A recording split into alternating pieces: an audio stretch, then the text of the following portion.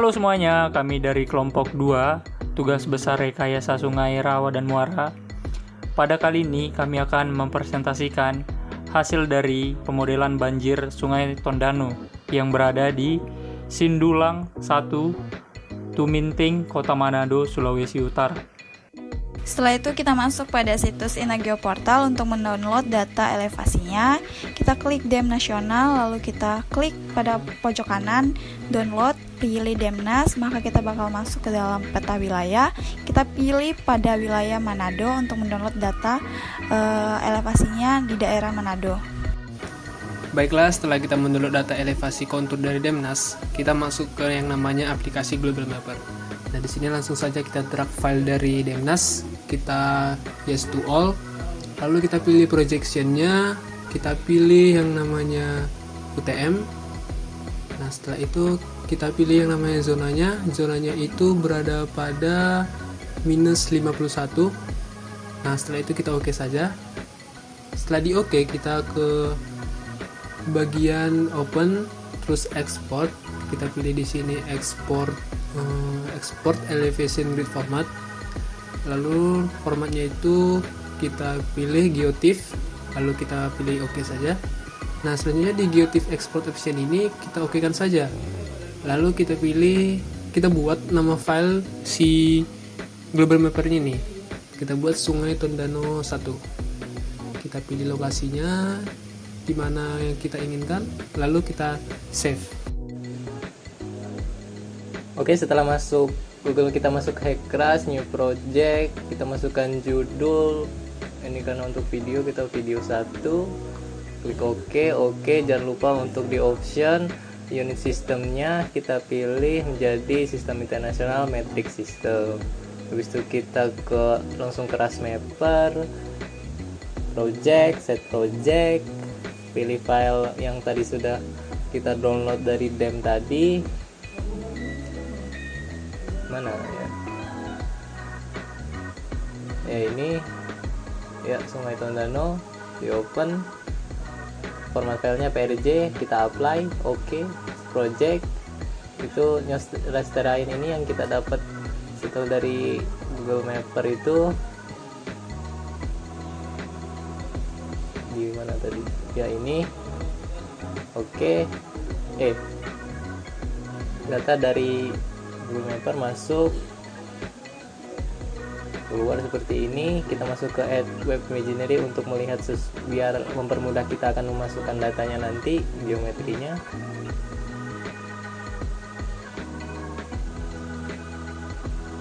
Lalu kita ke geometri, di checklist klik kanan, create new geometry, masukkan nama geometri. Karena untuk video kita tulis video 1, oke, klik kanan lagi, klik kanan, edit geometri, SD flow area, kita melakukan perimeter. Kita tetapkan batas banjir yang akan terjadi di sungai kita. Untuk kelompok kami seperti ini. Klik kanan di SC, lalu kita masukkan namanya.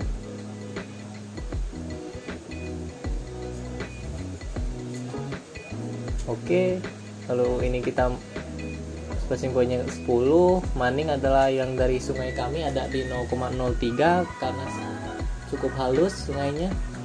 Breakline, lalu kita tetapkan di mana aliran sungai kita. Seperti ini, dan kita masukkan nama sungai kita. Dari condition line kita pilih untuk di hulunya, SC hulu. Oke, selanjutnya di bagian hilirnya. Untuk di bagian hilirnya kita akan menaruhnya di luar dari perimeter itu, dari perimeter yang kita buat, karena untuk memunculkan normal depth itu sendiri di hilir.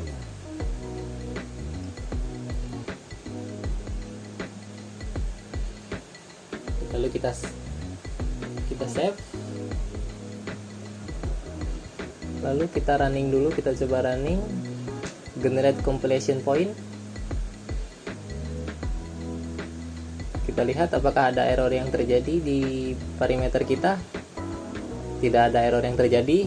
Lalu kita bisa langsung save lagi, stop editing, kita save, kita close.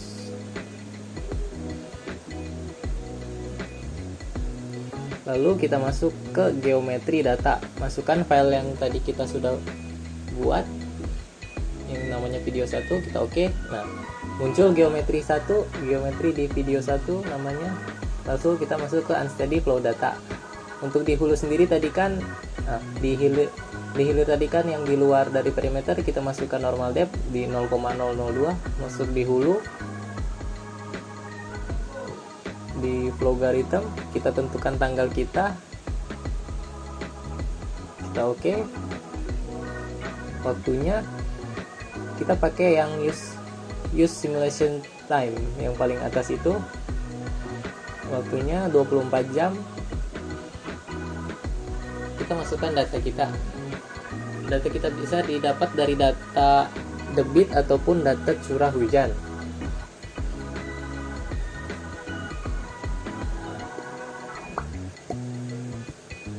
Masukkan data kita. Jika datanya kekurangan data, tidak apa, masukkan saja data yang ada di setiap waktunya. Contohnya seperti ini. Sudah. Nah, untuk data yang missing ini kita bisa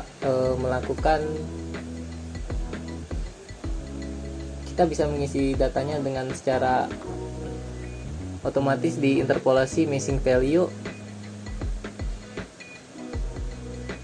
Lalu di slope for distribution-nya kita buat 0,02 dan kita checklist di TWG-nya. Lalu kita save dulu unsteady flow data yang terbaru ini. Ya, unsteady flow datanya keluar di high crush-nya, terbaca dengan nama kacau. Lalu kita masukkan waktu yang kita mulai tadi dan ending date di unsteady flow data tadi dengan starting time dan ending time-nya. Untuk hasil running yang minimal yang halus dibuat interval 1 menit dengan output interval 1 hour. Lalu program runningnya kita pencet dulu di geometry processor dan unsteady flow simulation juga float plan mapping. Itu ada terjadi yang salah di error di unsteady flow datanya. Nah, untuk sini yang kata saya tadi kita gunakan di use simulation time, jangan lupa. Slope-nya kita masukkan lagi di 0,02.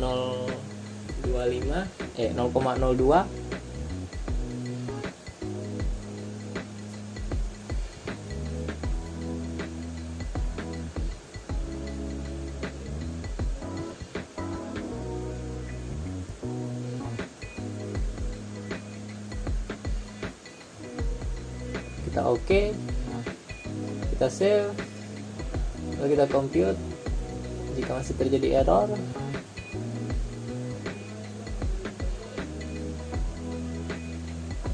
kita cari error kita di mana. Tadi critical float-nya, berarti sepertinya ada bagian yang kita belum masukkan. Nah, yang di sini sepertinya belum dimasukkan. Kita save dulu. Exit. Kita coba masukkan lagi datanya yang tadi.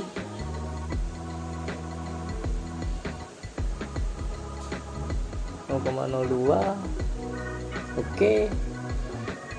Di save lagi. Kita coba compute lagi. Masih terjadi kesalahan. Kita kembali lagi, kita lihat di flow hydrograph tadi. Oh, ternyata yang di bagian mounted hydrograph adjustment-nya kita checklist, jadi akan melakukan error di time value-nya. Lalu kita save. Terjadi kesalahan di phase conveyance ratio. Itu kita bisa ke geometris di 2D flow data, 2D flow area.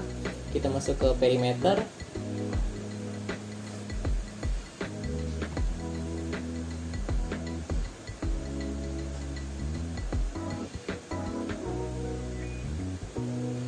Properties, habis itu kita ke feature, kita geser sampai kita menemukan phase area conveyance ratio.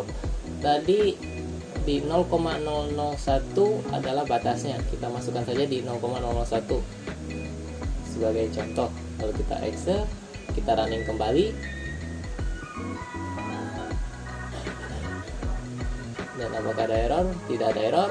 Lalu kita save, kita exit. Setelah kita merender Hekras-nya, kita tunggu saja aplikasinya mengolah data yang sudah kita masukkan tadi, yang dimana butuh sedikit waktu untuk pengolahan datanya ini. Nah, nanti kesimpulan yang kita dapatkan nantinya akan terlihat sebaran dan luasan persebaran genangan air banjirnya. Nah, dapat dilihat visualisasi dari sebaran banjirnya.